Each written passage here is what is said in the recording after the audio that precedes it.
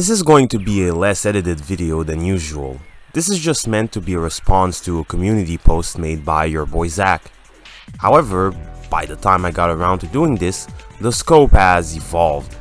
He's made several of these community posts by now. I'm now assured that he lost the script. Even his fans are not responding that well to these posts. Also, the video might be topical, but I think it will stand the test of time because people change slowly and we drag out issues for millennia.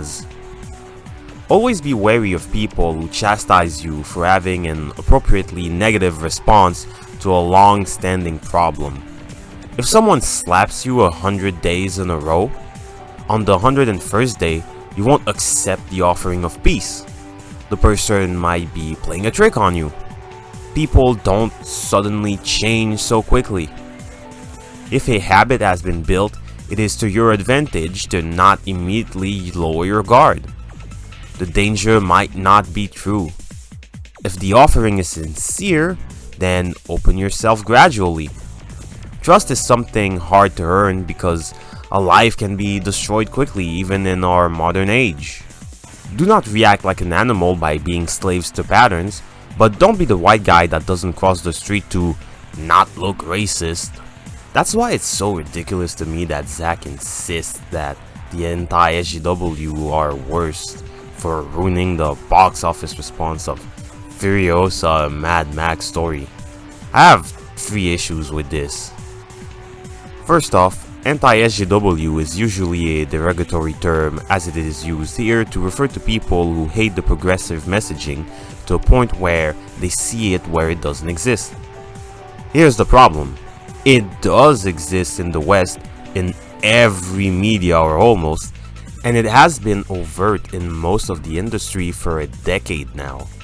When you think it's not going to be bad or there won't be any of it, it ends up being awful or even worse than you imagined. Secondly, really on all hills to die on, Furiosa. Third and not the least, every demographic did not care about that movie. The leftist, the anti-leftist, and mostly the normies. They learn slowly, but they do learn. And what they have learned is to recognize such nonsense. No, the movie might not be left-leaning, but it shares similarities. The trailers also present it as such. Therefore, it suffers the same fate. What's more baffling is, why die on this hill? We're not talking about some kind of cinematic masterpiece. A realistic take would have been, it is sad that the movie has to pay for the far left propaganda in media because it is fairly good. Let's be honest though, there's a major reason why this movie bombed. Yes, there is the public being wary, but did anyone ask for a spin-off prequel for a franchise that had its last release 9 years ago? Furiosa came out at a terrible time. It could have worked 1 or 2 years after Fury Road. The feminism was only starting to get comfortable enough to stop hiding and being proud and out there. People have limited time and money. I'll be the first to say that it is unfair what has happened to that movie. Yes, people should read more into things and do research. However, I live in the real world. You don't do research when you're a normie who lives on a 9 to 5. Bad things happen and you just roll with it. It's not the first time this happens. Classics of cinema were overlooked because of the circumstances surrounding the time that they were released. The Thing, Blade Runner, and The Shawshank Redemption became recognized when they came out on VHS and aired on television. Some media gets lost in the shuffle, and if Furiosa is really such a great movie, it will have a resurgence in due time. Let's just hope that future generations don't forget about the historical context and how insane our time was. We tend in hindsight to think that our ancestors were insane only to repeat similar mistakes or do worse. Anyhow, I'm not taking a risk with this one. Even if I had all the time in the world, I have no time to lose. I also don't think Zack will turn out to be a lefty or a degenerate, but he does seem like someone in denial who wants to forget about everything. Here's the thing though, the people at the top pushing this don't want to forget about you. They want their nonsense down your throat and won't stop until it's done. He's being too early in criticizing the right. This isn't the 80s anymore. We need to deal with the left first. The longer we let them dominate, the harder the pendulum will swing. We'll be back to conservative Christian America where you're not gay because you shagged someone in the bum, but because you played video games. To be fair, games are very gay now. Zack really seems to me like the kind of person who's not far left, but like most people who are on the other side of the spectrum, however far right they may be, or center, or libertarian, they really seem to have a lack of capacity for violence and being vicious. Right now is not the time where you need to be righteous and have fair play towards your enemy. People like him don't seem to realize that you're not dealing with people that we can consider normal human beings. They're deranged and they don't care about you, they actively hate you and they want to destroy you. You can't be trying to be fair right now. You need to be as vicious as they are, or else you're going to disappear. Ironically, you need to be intolerant of intolerant people for tolerant people to keep thriving on and existing. We really can't keep having soft people on quote-unquote our side, because we'll never win this culture war. We're going to keep losing. People on the left, you give them an inch and they take a mile. Normal people, you give them a mile but they settle for an inch. And I thought I was done with the video, but turns out that your boy Zack made yet again another post. This time it wasn't a community post, it was a video.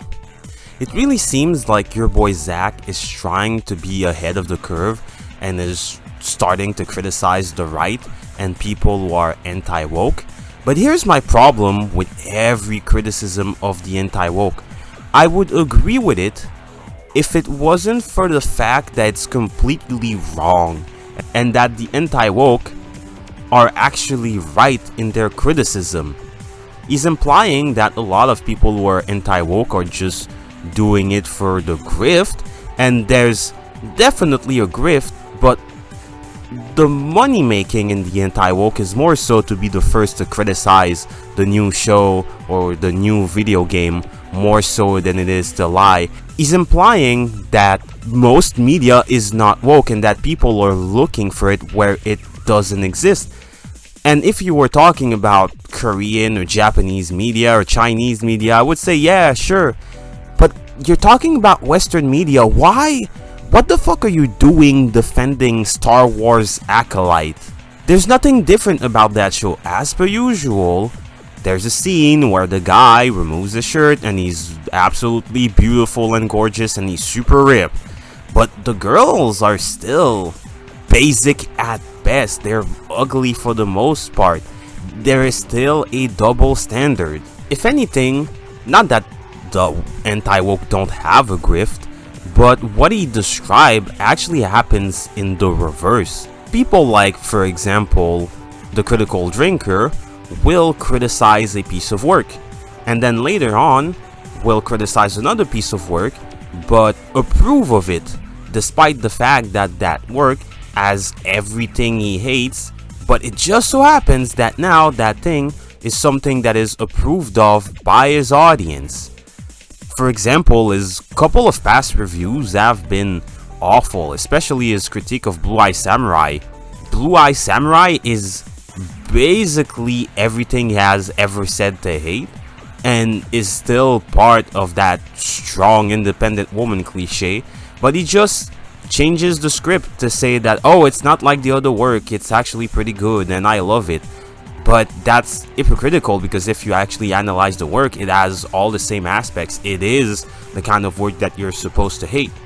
So even that argument from your boy Zach doesn't work. He starts sounding like a lefty. That sounds like projection. That's not how the anti-woke work. Why should I feel bad that Furiosa didn't get that money? Most of these people who are associated with that work are probably a bunch of degenerates anyways, so who gives a fuck? Fighting back doesn't mean that you're like your enemy. Doing what they did to instigate the violence means that you're like your enemy. To be like them, to be like the left, we would need to convince women that they don't need men. We would need to convince young people to mutilate their genitals. We would need to convince young men that they're useless and that nobody likes them. It's quite a different thing to give some pushback to people who are peddling evil ideas. Fighting back doesn't make me evil. Also, I have confirmation from my co-host that he was never the most popular out of his crowd, of the Comicsgate crowd, and I can't see why now.